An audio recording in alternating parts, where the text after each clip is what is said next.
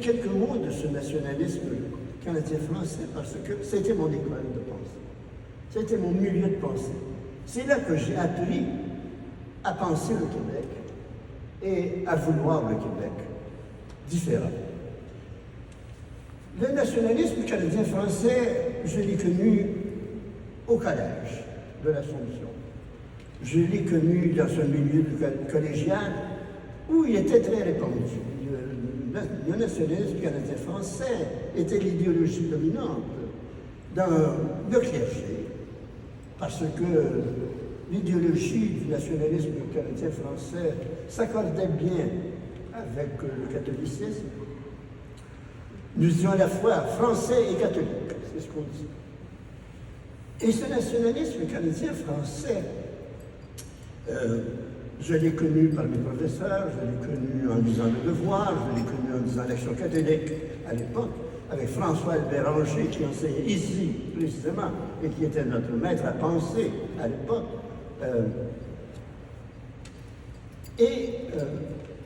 Ce nationalisme canadien-français, il était canadien, c'est-à-dire que nous acceptions, que nous vivions dans le Canada, que c'était notre pays.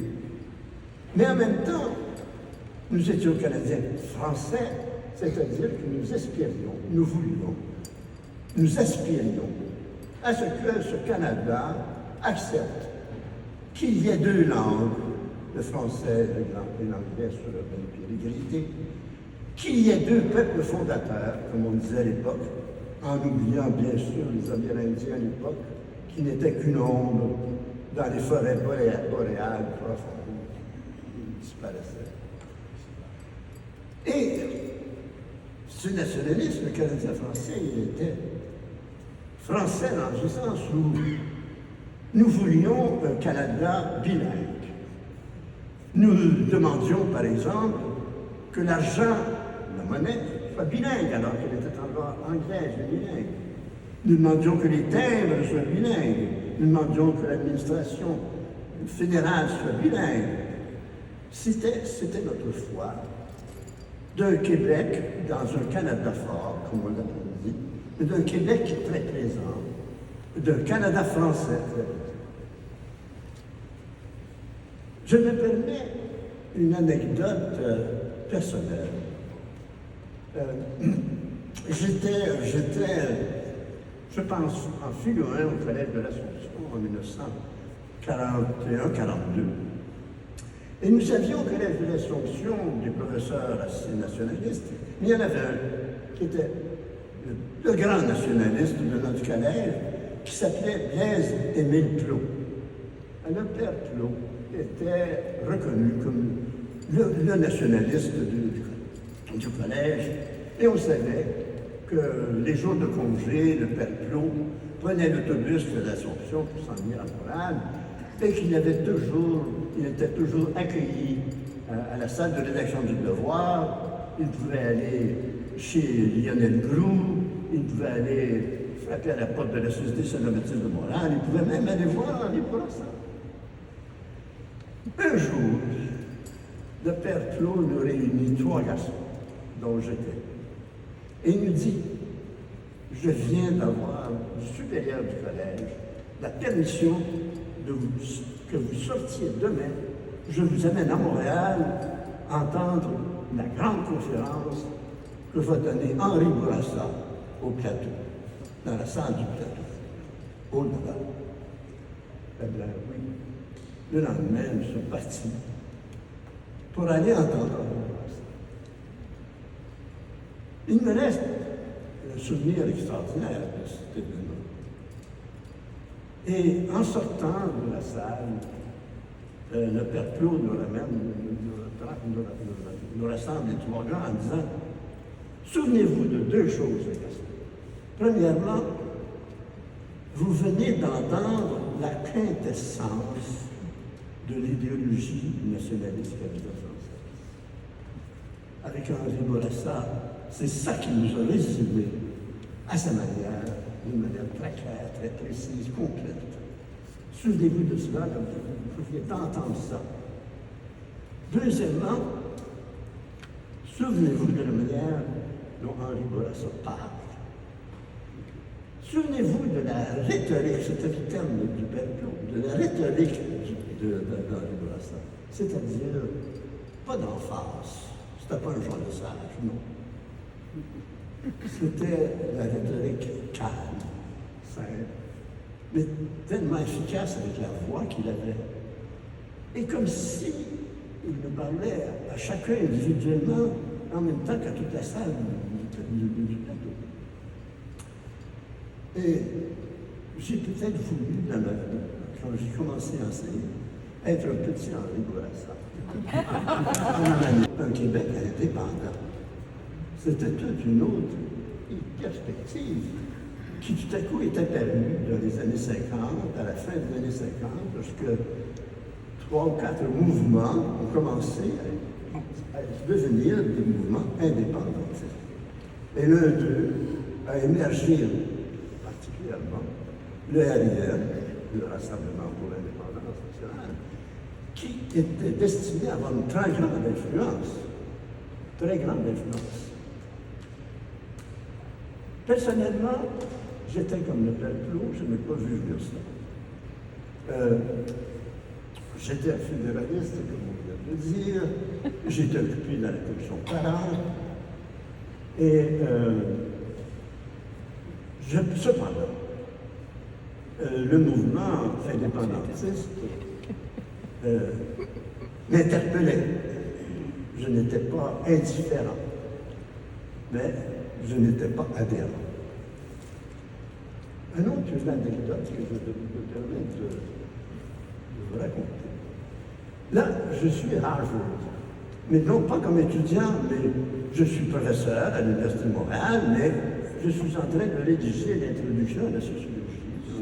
Et mon repas, mais je n'ai pas pu m'empêcher de me lever et d'aller les saluer. En me présentant comme professeur, bien sûr. Et là, j'ai commencé à leur dire, écoutez, je veux simplement vous dire une chose. Au Québec, nous avons les ressources matérielles, financières, fondamentales pour devenir indépendants. Nous avons les ressources humaines pour devenir indépendants. Nous avons la volonté pour devenir indépendants si nous le voulons. Ne vous inquiétez pas, en France, nous ne nous appuierons pas sur vous. Nous espérons vous avoir votre aide, bien sûr, mais ne vous imaginez pas qu'on va vous demander de nous aider pour tout ça. On est capable de faire ça tout seul. Et j'avais fait le premier plaidoyer pour l'indépendance du Québec devant eux.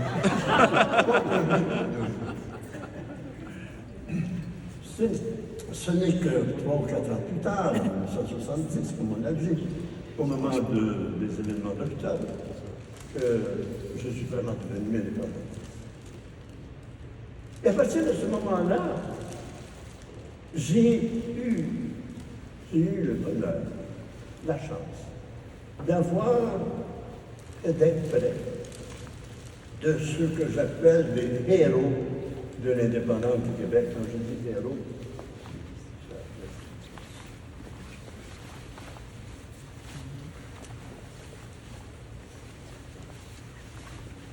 j'écris héros, R-A-U-L-T, c'est-à-dire des hommes et des femmes qui proclament l'indépendance du Québec. J'ai eu la chance d'être tout près de Camille Paul, en particulier, de Jacques Parizeau, de Jean-Yvan Morin, que l'on a mentionné tout à l'heure, de Louis Bernard, moins connu, mais qui était un des penseurs de l'indépendance du Québec, et de certaines femmes, Lise Payette et Denise Leblanc, qui nous venait des îles de la Madeleine, Pierre-Emmanuel de Bourcard, qui a été, comme on l'a bien dit, très importante dans ma pensée indépendantiste, qui continue à l'être. Et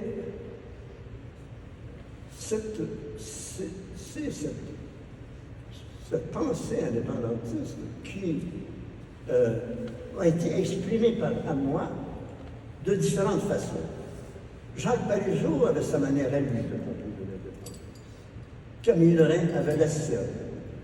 René Lévesque avait la sienne aussi. Jacques-Yvan Morin aussi. C'était cette pluralité d'expression de l'indépendance du Québec qui m'a en quelque sorte nourri. Parce que c'était toujours l'indépendance du Québec, mais présentée d'une manière différente. Et je dois beaucoup à ces mentors qui ont contribué à renforcer mes convictions indépendantistes.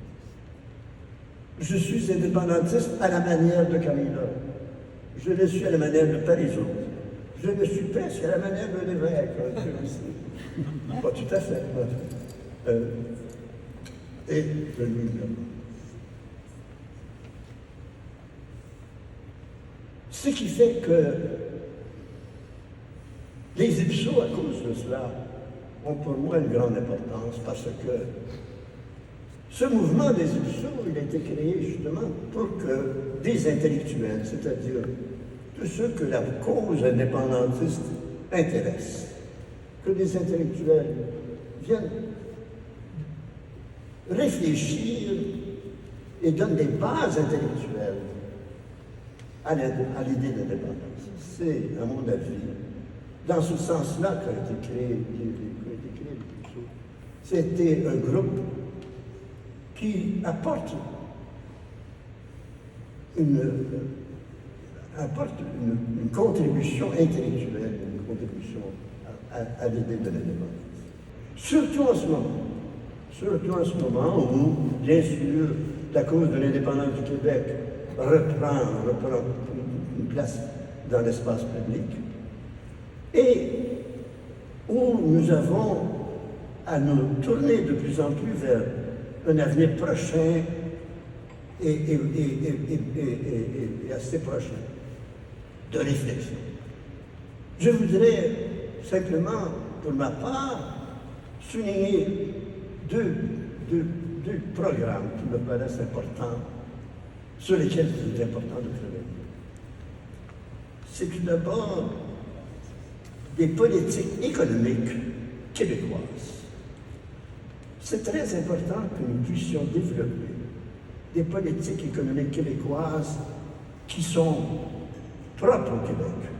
Des politiques québécoises qui sont faites en fonction du Québec et qui sont en fonction des intérêts des Québécoises et des Québécois. Nous sommes obligés, aujourd'hui, et depuis longtemps, d'accepter de vivre dans des politiques économiques qui sont un peu québécoises, mais ici beaucoup canadiennes. Des politiques québécoises et des politiques canadiennes qui, elles, tiennent compte, bien sûr, des intérêts des provinces maritimes, des intérêts de l'Ouest canadien.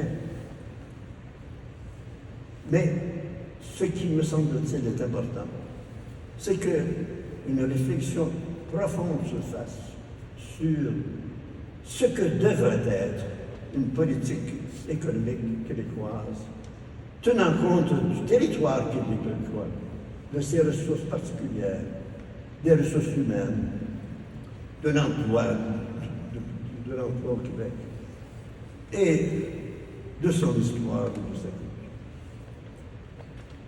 Et deuxièmement, il me semble que c'est important de développer pour le Québec une politique de l'immigration. Une politique de l'immigration propre au Québec.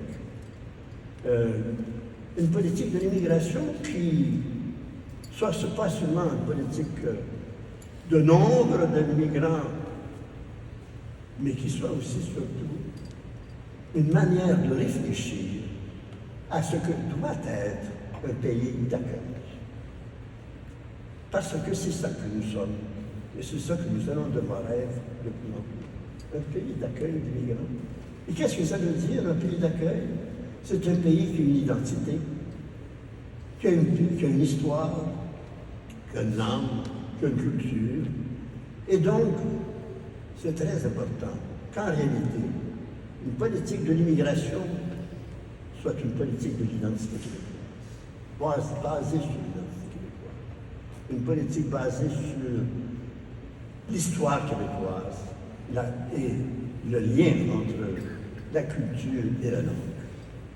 Et c'est, me semble-t-il, fondamental pour l'avenir du Québec que cet accueil des immigrants, qui sera notre vocation pour les prochaines années et décennies, que cet accueil des immigrants soit réussi positivement de cette manière, mais à la manière québécoise. Et c'est par ces programmes que nous pouvons penser que peut-être on retrouvera la fierté québécoise, dont nous ne sommes pas toujours très forts. Comme disaient mes amis au collège, la fierté, c'est pas notre fort. Et c'était vrai. Je me souviens encore d'un voyage que j'avais fait en Catalogne, d'un séjour que j'avais fait en Catalogne, d'autres étaient ici en même temps que moi. Et quand je suis revenu de la Catalogne, Camille Lorrain me demande, Guy, qu'est-ce qui te reste de ce voyage en Catalogne? Je lui ai dit, ce qui me frappe beaucoup, c'est la fierté des Catalans, que nous n'avons pas, nous Québécois. Et j'ai vu dans le regard de Camille Lorrain la tristesse de ce que je lui disais. Nous n'avons pas, nous, la fierté québécoise égale à la fierté catalane. Eh bien, ce que je nous souhaite, c'est qu'il y ait un renouveau de cette fierté québécoise, à l'occasion, en particulier, de ce qui s'en vient et de ce qui sera bientôt l'objet de notre discussion publique. C'est-à-dire que l'indépendance du Québec revient sur la place publique de plus en plus, mais à la condition qu'on puisse donner à cette notion de l'indépendance du Québec un contenu qui soit le contenu de 2024. C'est ça qui est très important. J'ai connu le contenu de l'indépendance du Québec de 1980, mais ce n'est plus le même. Quand je les regarde, mes arrière-petits-enfants, je me dis, que sera le Québec de l'an 2100, alors qu'ils auront 80 ans? Que sera devenu le Québec à ce moment-là? Quelle sera l'évolution du Québec depuis aujourd'hui jusqu'à l'an 2100? C'est eux qui vont le vivre, mes arrière-petits-enfants. Mais je voudrais qu'ils le vivent dans un Québec indépendant, dans un pays dont ils pourront être fiers. Merci.